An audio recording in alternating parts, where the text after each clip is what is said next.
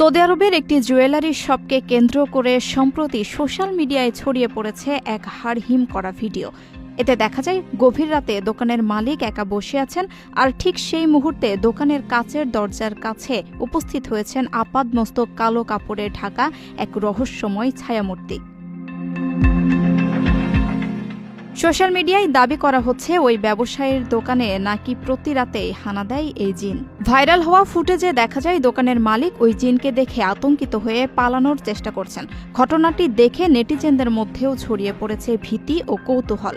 ভিডিওর সেই কালো অবয়বটির দোকানের দরজার কাছে স্থির দাঁড়িয়ে থাকার দৃশ্যটি মূলত দর্শকদের মনে ভয়ের সঞ্চার করেছে। তবে ইন্টারনেটে ভিডিওটি ঝড়ের বেগে ছড়িয়ে পড়লেও এর সত্যতা নিয়ে জনমনে দানা বেঁধেছে নানা প্রশ্ন। এখন পর্যন্ত সৌদি আরবের কোনো মূলধারার সংবাদ মাধ্যম বা নির্ভরযোগ্য সূত্র থেকে এই ঘটনার সত্যতা নিশ্চিত করা হয়নি। ভিডিওটি বিশ্লেষণ করে অনেক প্রযুক্তি বিশেষজ্ঞ ও নেটিজেন ধারণা করছেন এটি সম্ভবত ভিউ পাওয়ার জন্য সাজানো কোনো নাটক